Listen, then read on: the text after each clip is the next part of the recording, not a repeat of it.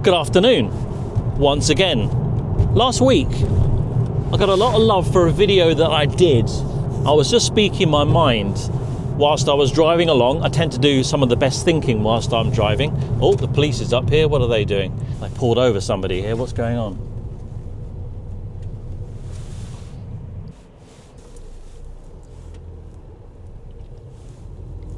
And on my previous video, I happened to notice whilst driving along on a 6-lane motorway that all the cars around me, in my head, were pretty much new. Oh, a lot of police out today. There wasn't many cars older than about 5 or 7 years. And it got me thinking is that times have actually changed now from certainly back in the day when I was first starting to drive. And there was a lot of excellent comments on there telling me about your own thoughts and how you're in an agreement as well. And one of the key things that actually came out in the comments was I happened to mention that younger drivers now, they're driving some fantastic cars that I could only dream of driving. But yet when I started driving at the tender age of 17, I only could afford the car that I could afford. I wasn't really working. I only had a little part-time job.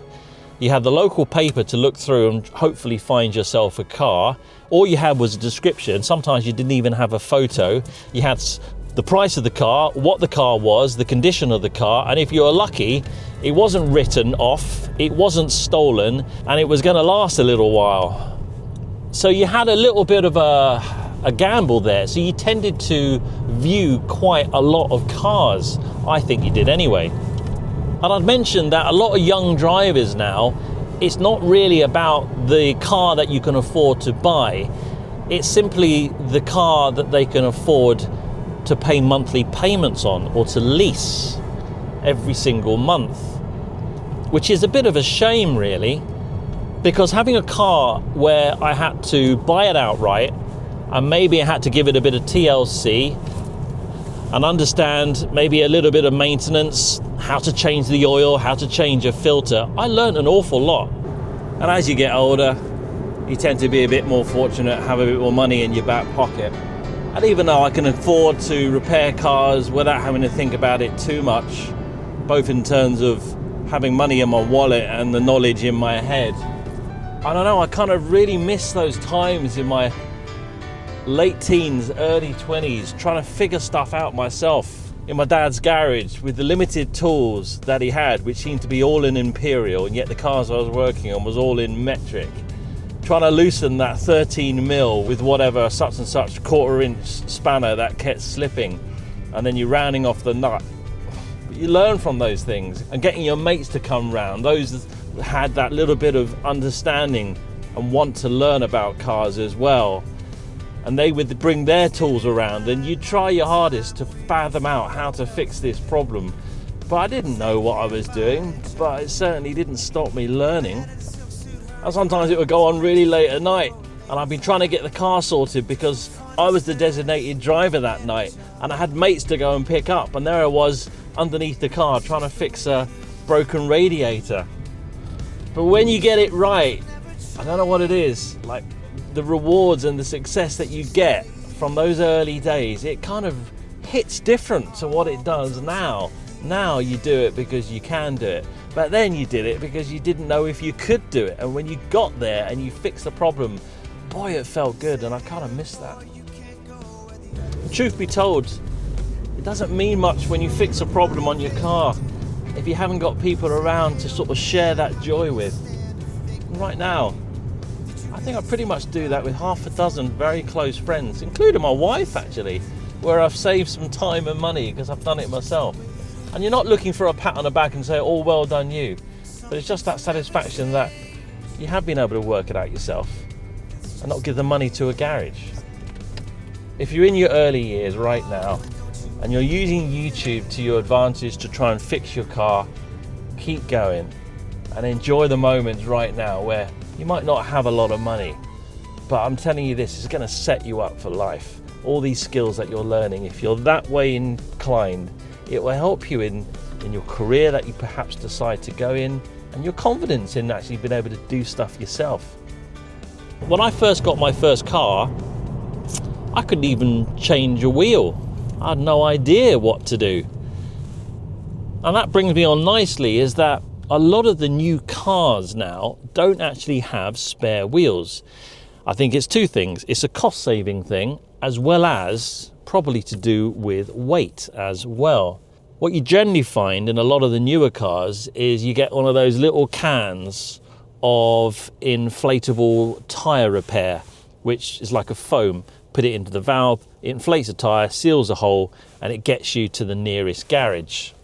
So for new drivers, you no longer need to actually know how to change a tyre. You just stick it full of that squirty foam. In terms of maintenance, most of the new cars now are maintenance free for about 3 to 5 years.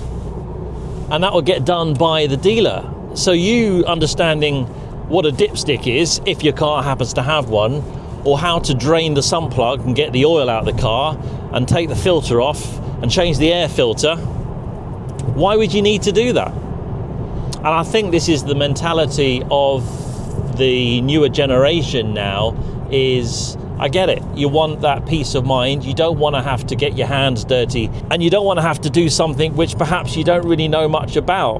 But years ago, it wasn't really something that you had to choose whether you're going to service a car or not. It was a necessity. And if you didn't have the money, then you had to find ways of learning how to do it yourself. You get a Haynes manual, which is a book, and it would hopefully tell you, with the car that you've got, the problem that you're trying to resolve.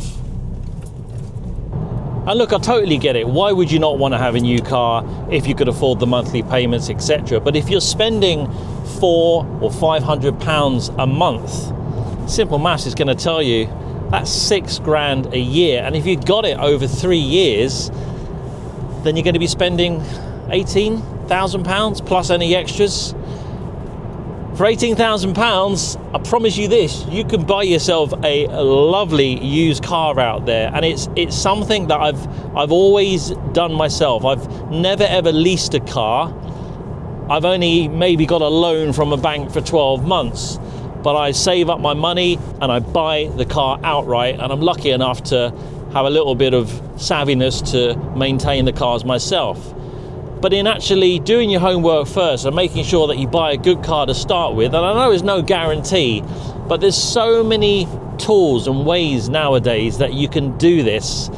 You can check the car's history, you can check if it's written off, you can check if there's any outstanding finance on it, you can check if the car actually is structurally sound to be on the road. They have categories of insurance write-offs in the UK. You can check the number of owners, and you can verify that the mileage on the car is correct. Far easier than it's ever been before compared to 30 years ago. So all I would say is, don't dismiss the fact of having a second-hand car. As I mentioned, I've got a 22-year-old Mercedes, and when I pull up in the school, and I look around, and my car is the oldest by at least 15 years to the next oldest car in the car park, and then people kind of look at it and they don't quite know what age it is because the number plate's a private plate. I kind of like that. It kind of shows that you're doing things a little bit different. And when I met my lovely wife, that was actually one of the attractions. Her dad was really into cars, and even she tells me that she remembers her dad telling her that if the fan belt goes on the car, you can get an old pair of tights, put it around the pulley wheels, and it's enough to get you back home. I think if I said that to my son, he would look at me and laugh. And nowadays, of course, with thanks to YouTube, you can fix anything from an iPad to an Igloo. There'll be something out there telling you how to do something, and it's easier than it's ever been. But the irony being, people don't tend to be fixing things as much. Well, I don't seem to see it, as I work in engineering, and a lot of the youngsters, the apprentices that I see, they're not interested in doing things themselves. They can barely wire a plug, and these are electrical engineers, and that doesn't sit right with me. Something's changed in the way and the approach that we do things. And without getting too deep and hung up on it all, there's actually a Right to Repair Act in the UK. Now, it's mainly in and around white goods, things like dishwashers and washing machines, where it's advising that the consumer has the right to be able to repair that washing machine or that item easily enough and not have it so that it's a throwaway machine. That if, for example, the bearing goes or the heating element, you've got the ability to be able to go out there, buy those parts. Even if you don't do it yourself, you can maybe get somebody to do it. And in 2015, there's a legislation called the Consumer Rights Act. And what this act, in a nutshell, is laying out, it ensures that manufacturers such as Honda or Mercedes cannot force consumers to use brand-only garages. I.e., if you've got a Mercedes, you're not tied into only going to a Mercedes dealer to get that car repaired. You can go to independent garages. And that's what the Consumer Rights Act of 2015 is, allowing the driver, the consumer, to be able to have their own way of repairing that car and not have it monopolized by going to a main dealer. And I've always said this, that if you get a chance, avoid the dealer. And I mean that wholeheartedly. I've seen what goes on, and some of the stories that they tell me is quite concerning, where you have perhaps a younger apprentice, can't quite work out what the issue is. They just keep changing parts on the car until the problem goes away.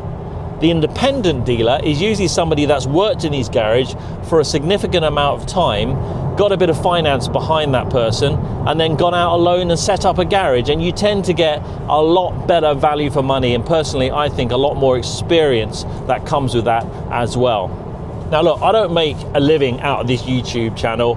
I do it because I like to help people, save them time, save them stress, and have a little thought for yourself about maybe trying to give something a go. You might think it's really difficult to fix certain things, but actually, with the thanks to YouTube and some videos that I've put out there, it's not always as bad as you think. And I'll leave you this last little thought, is that a lot of stuff that I do on my channel is in and around car diagnostics.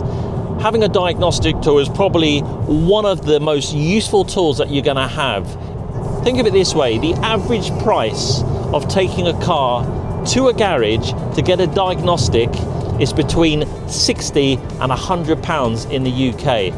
And that's just a diagnostic, that's not fixing the problem. For around about the same money, you can actually buy a diagnostic tool and then it's yours for life.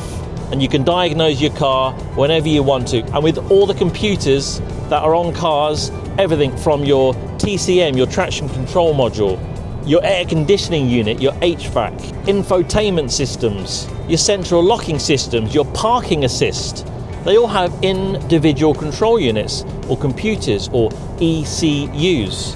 So look, I hope I haven't bored you. I really appreciate you watching. I do some of my best thinking whilst driving, hence why I stuck the camera on and just did a follow-up video to my one previously last week. I wish you all the best and trouble-free motoring, and I'll see you on YouTube. Bye for now.